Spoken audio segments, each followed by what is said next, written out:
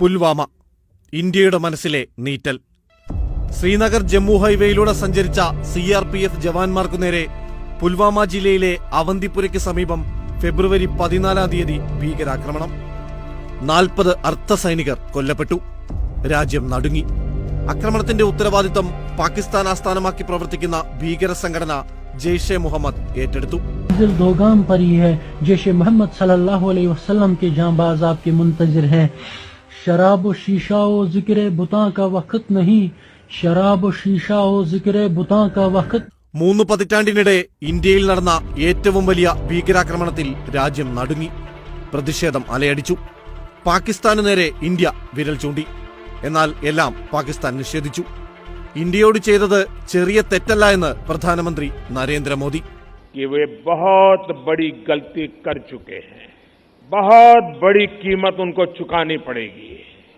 मैं देश को भरोसा देता हूं कि हमले के पीछे जो ताकतें हैं, इस हमले के पीछे जो भी गुनहगार हैं, उन्हें उनके किए की सजा अवश्य मिलेगी. കരുതിയിരുന്നു കൊള്ളുക എന്ന് തന്നെയാണ് ഭീകരരോട് ഇന്ത്യ പറഞ്ഞത്. പ്രതിപക്ഷമടക്കം രാജ്യത്തെ എല്ലാ രാഷ്ട്രീയ കക്ഷികളും കേന്ദ്ര സർക്കാരിന് പിന്തുണ പ്രഖ്യാപിച്ചു. രാഷ്ട്രീയം മറന്ന് രാജ്യം ഒന്നായി. This country and the entire opposition is going to stand together. We are going to stand with our jawans and we are going to stand with the government.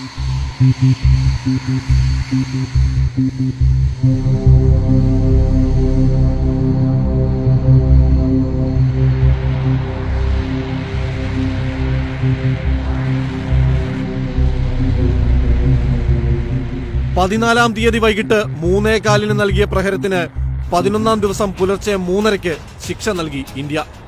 Pak അധീന കാശ്മീരിന് മുകളിലൂടെ ഭീകരരുടെ ക്യാമ്പുകൾ ലക്ഷ്യമിട്ട് 12 മിറാഷ് വിമാനങ്ങൾ പറന്നു നീങ്ങി. ബാലാക്കോട്ട, ചകോദി, മുസഫറാബാദ് എന്നിവിടങ്ങളിലെ ഭീകര കേന്ദ്രങ്ങൾക്കു മീതെ ഇന്ത്യയുടെ പ്രതികാരം.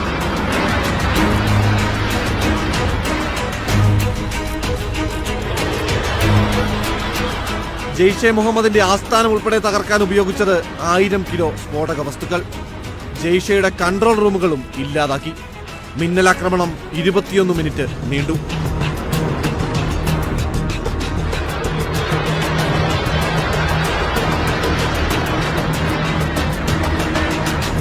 In an intelligence-led operation in the early hours of today, India struck the biggest training camp of the Jaish-e-Mohammed in Balakot.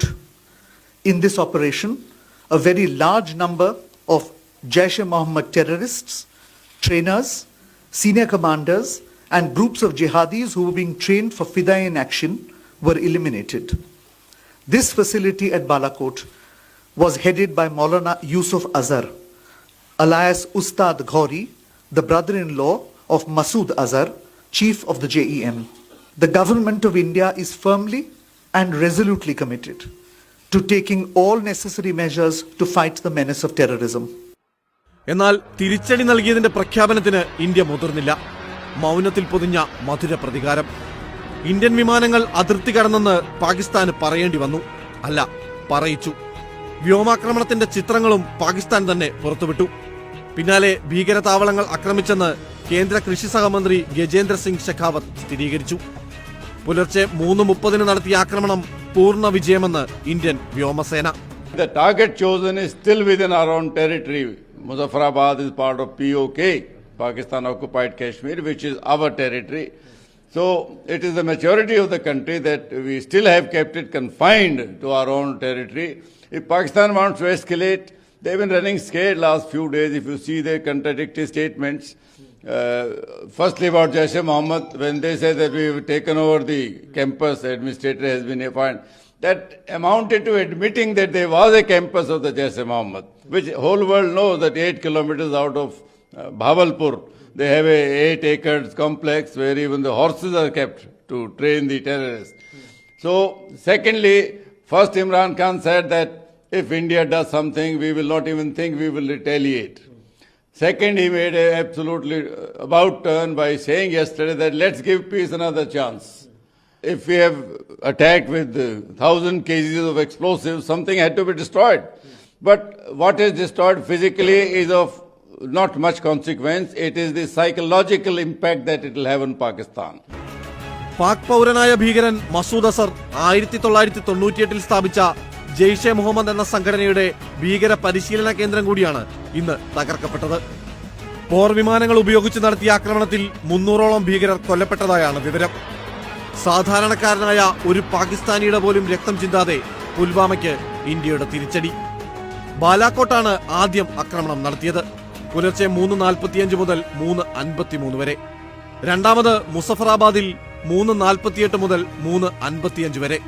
അവസാനം ചകോദിയിൽ 3:58 മുതൽ 4:04 വരെ. കൃത്യമായ രഹസ്യാന്വേഷണ വിവരങ്ങളുടെ അടിസ്ഥാനത്തിൽ പഴുതടച്ച ആക്രമണ പദ്ധതി. ഇസ്രായേലി സാങ്കേതിക വിദ്യയുടെ പിൻബലം. പാകിസ്ഥാന്റെ F-16 വിമാനങ്ങൾ തിരിച്ചടിക്ക് തുനിഞ്ഞെങ്കിലും മിറാഷ് വിമാനവ്യൂഹത്തെ കണ്ട് പിന്തിരിഞ്ഞു. മിന്നലാക്രമണത്തിൽ പങ്കെടുത്ത ഒരാൾക്ക് പോലും പോറലേൽക്കാതെ 100% വിജയം വരിച്ച് മടങ്ങിയെത്തി.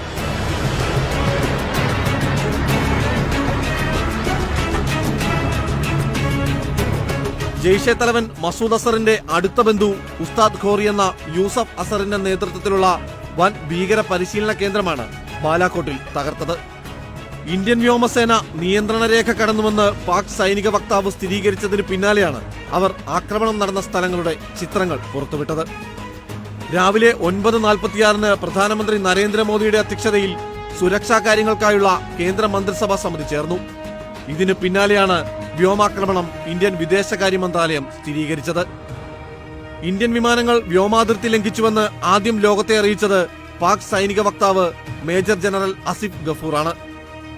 പുലർച്ചെ 7:06 ട്വീറ്റിലൂടെ ഇന്ത്യൻ ആക്രമണം സ്ഥിരീകരിച്ച അസിഫ് ഗഫൂർ പക്ഷേ ഇന്ത്യൻ വിമാനങ്ങളെ തിരിച്ചു തുരത്തിയെന്നും അവകാശപ്പെട്ടു. നാശനഷ്ടങ്ങളൊന്നും ഉണ്ടായില്ലെന്ന് തീർത്തു പറഞ്ഞ അദ്ദേഹം ആക്രമണത്തിന്റെ ആദ്യ ദൃശ്യങ്ങളും പുറത്തുവിടുകയായിരുന്നു.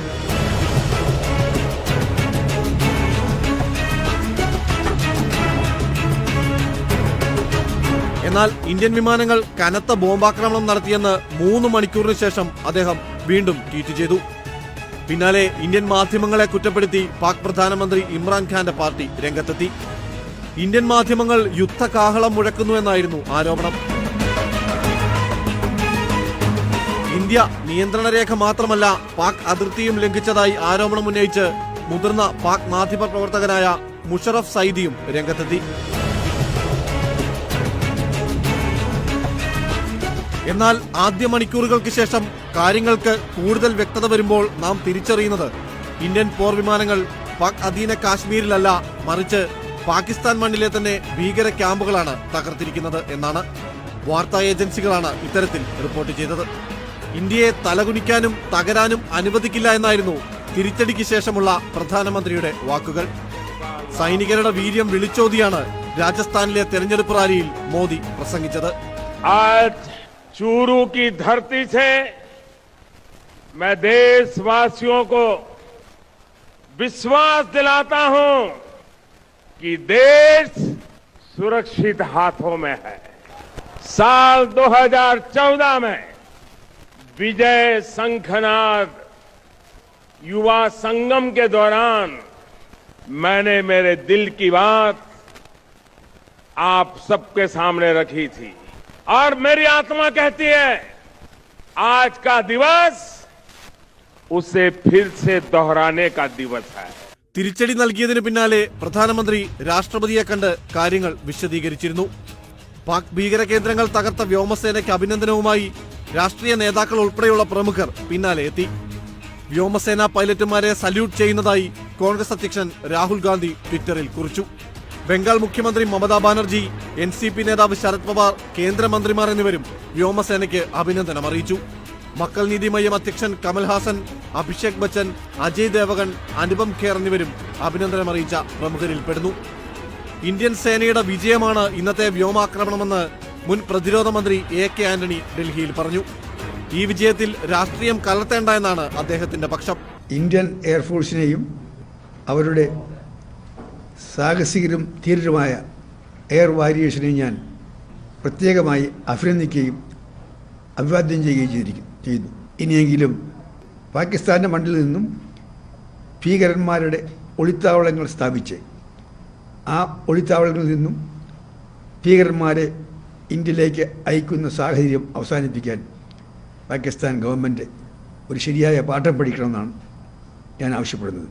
ഇന്ത്യയുടെ സർപ്രൈസ് സർജിക്കൽ സ്ട്രൈക്ക് 2 എന്നാണ് പ്രതിരോധ വിദഗ്ധർ ഈ നീക്കത്തെ വിശേഷിപ്പിച്ചത്.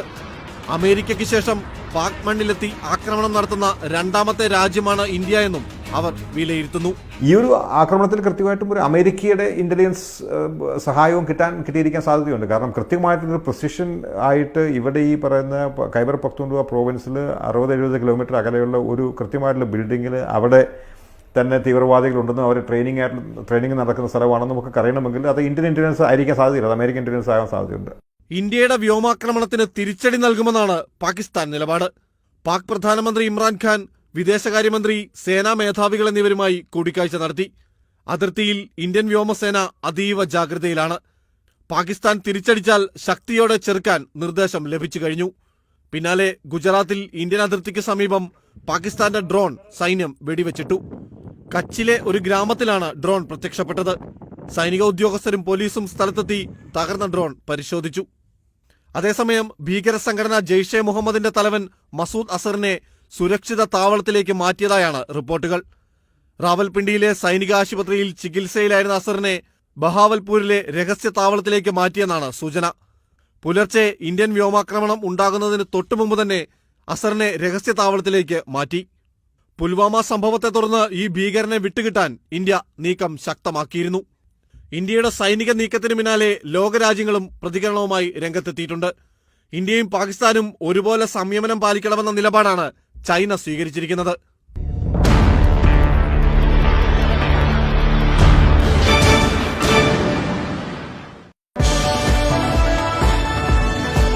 മനോരമ ന്യൂസ്, ചോദിക്കാനും പറയാനും. മനോരമ ന്യൂസ്, ചോദിക്കാനും പറയാനും.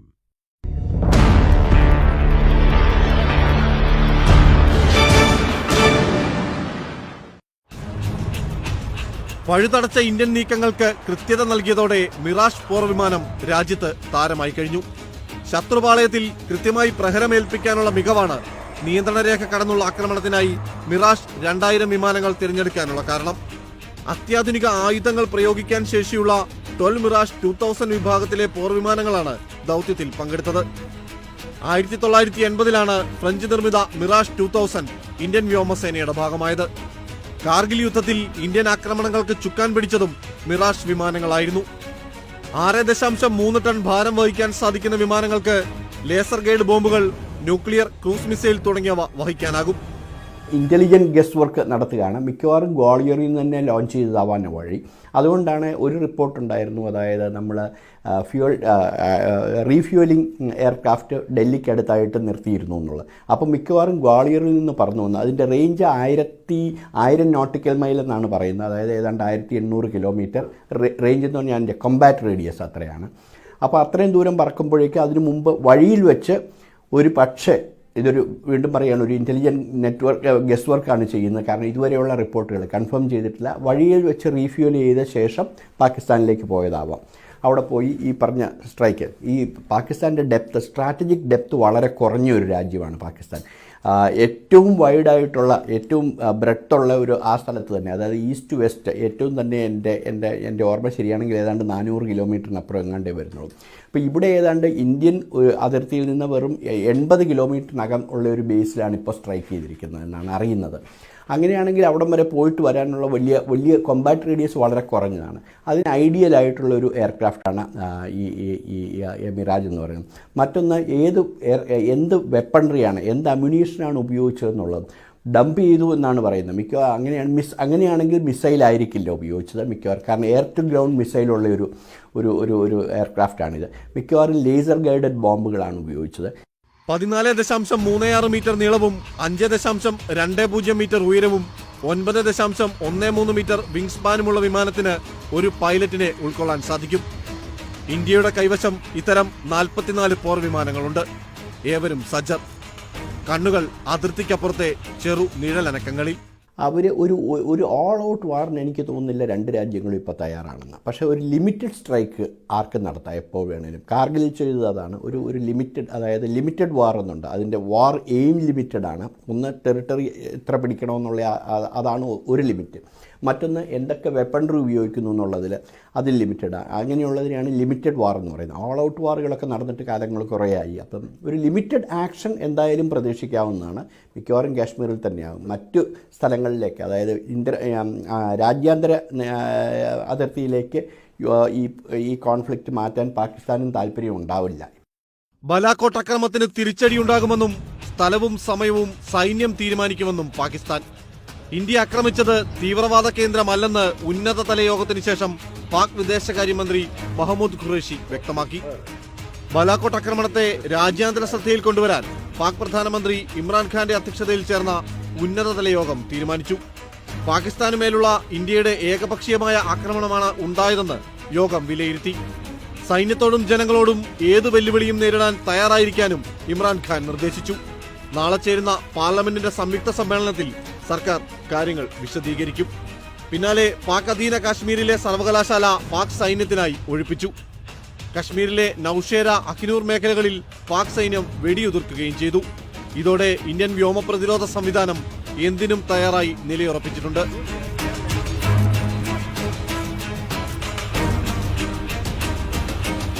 ഇപ്പോൾ പാകിസ്ഥാനിൽ the prime minister is very weak. The Pakistan army is running the country. അപ്പം അവർക്കൊരു വളരെ ഒരു ലോസ് ഫേസാണിത്. അതുകൊണ്ട് ടു ഡെമോൺസ്ട്രേറ്റ് അവരുടെ to the people they will try something to save face. And what the response അതൊന്നും പറയാൻ പറ്റില്ല.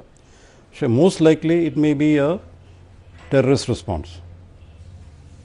So we should be fully prepared. But we can hope for the best that they do not respond. വ്യോമാക്രമണത്തിന്റെ പശ്ചാത്തലത്തിൽ കേന്ദ്ര സർക്കാർ വിളിച്ച സർവകക്ഷി യോഗം സൈന്യത്തിന് പൂർണ്ണ പിന്തുണ പ്രഖ്യാപിച്ചു. ഭീകരവിരുദ്ധ നടപടികൾ തുടരണമെന്ന ഏക സ്വരമാണ് യോഗത്തിൽ ഉയർന്നത്. വിദേശകാര്യമന്ത്രി വിളിച്ച യോഗത്തിൽ എല്ലാ പാർട്ടികളും പങ്കെടുത്തു. പാക് അധീന കാശ്മീരിലാണ് വ്യോമാക്രമണം നടത്തിയതെന്നാണ് യോഗത്തിൽ വിശദീകരണമുണ്ടായത്. പോരാട്ടം ഭീകരതയ്ക്കെതിരായാണെന്ന് വിദേശകാര്യമന്ത്രി സുഷമ സ്വരാജ്. मुझे खुशी है कि सभी प्रतिनिधियों ने एक स्वर में पहले भारतीय वायुसेना को बधाई दी, फिर सरकार द्वारा किए गए किसी भी आतंक विरोधी कार्रवाई के लिए हमेशा समर्थन देने का आश्वासन दिलाया और पक्ष और विपक्ष का भेद किए बिना एकजुटता का प्रदर्शन किया. പുൽവാമയ്ക്ക് പിന്നാലെ പാകിസ്ഥാനെ അഭിമത രാഷ്ട്രങ്ങളുടെ പട്ടികയിൽ നിന്ന് ഇന്ത്യ നീക്കിയിരുന്നു. ഇന്ത്യ നടത്തിയ വ്യോമാക്രമണത്തിന് പിന്നാലെ ഇരു രാജ്യങ്ങളും തമ്മിലുള്ള ബന്ധം സമീപകാലത്തെ ഏറ്റവും മോശം സ്ഥിതിയിലേക്കുമെത്തി. ഭീകര പരിശീലന ക്യാമ്പ് തകർത്തതിനെ അതിർത്തി കടന്നുള്ള ആക്രമണമായാണ് ഇസ്ലാമാബാദ് ചിത്രീകരിക്കുന്നത്. ഇന്ത്യൻ പോർ വിമാനങ്ങൾ അതിർത്തി കടന്നെത്തിയെന്ന് പാകിസ്ഥാനാണ് ആദ്യം സ്ഥിരീകരിച്ചത് എന്നതുതന്നെ സംഭവിച്ചത് ചെറുതല്ല എന്ന് വ്യക്തമാക്കി. സാധാരണഗതിയിൽ അക്രമങ്ങൾ എന്തു നടന്നാലും നിഷേധിക്കാനുള്ള ഇസ്ലാമാബാദ് അടി കിട്ടിയെന്ന് ഏറ്റുപറഞ്ഞു. ജെയ്ഷെ മുഹമ്മദ് ഭീകര പരിശീലന ക്യാമ്പിന് നേരെ ഇന്ത്യൻ സൈന്യം നടത്തിയ ആക്രമണത്തെ രാജ്യാന്തര നിയമങ്ങളുടെ ലംഘനമെന്ന് കുറ്റപ്പെടുത്തി പാകിസ്ഥാൻ. എന്നാൽ സൈന്യത്തെയോ ജനങ്ങളെയോ അല്ല, ഭീകര താവളങ്ങളെയാണ് ലക്ഷ്യമിട്ടതെന്ന് ഇന്ത്യ വ്യക്തമാക്കുന്നു. ബലാക്കോട്ടിൽ ഭീകര പരിശീലന കേന്ദ്രങ്ങളുണ്ടെന്ന് രാജ്യാന്തര രഹസ്യാന്വേഷണ ഏജൻസികളും സ്ഥിരീകരിച്ചിട്ടുള്ളതാണ്. ഇത് ഇന്ത്യക്ക് ബലമാകും. എന്തൊക്കെയായാലും അതിർത്തിയിലെ സമാധാനത്തിനുമേൽ കരിനിഴൽ വീണിരിക്കുന്നു. ലോകരാജ്യങ്ങൾ സംഭവത്തോട് എങ്ങനെ പ്രതികരിക്കുമെന്നതും ഇരു രാജ്യങ്ങളുടെയും തുടർ നീക്കങ്ങളെ സ്വാധീനിച്ചേക്കും. ഇന്ത്യയിൽ തെരഞ്ഞെടുപ്പ് കാഹളത്തിന് തുടക്കം കുറിച്ചു കഴിഞ്ഞിരുന്നു. അതിനിടെയാണ് പുൽവാമയും പിന്നാലെ ബാലാക്കോട്ടും. തിരിച്ചടിക്കുമെന്ന് പാകിസ്ഥാൻ പറയുമ്പോഴും ഇന്ത്യ ഒറ്റ വരിയിൽ നിലപാടെടുത്തിരിക്കുന്നു. തലകുനിക്കില്ല.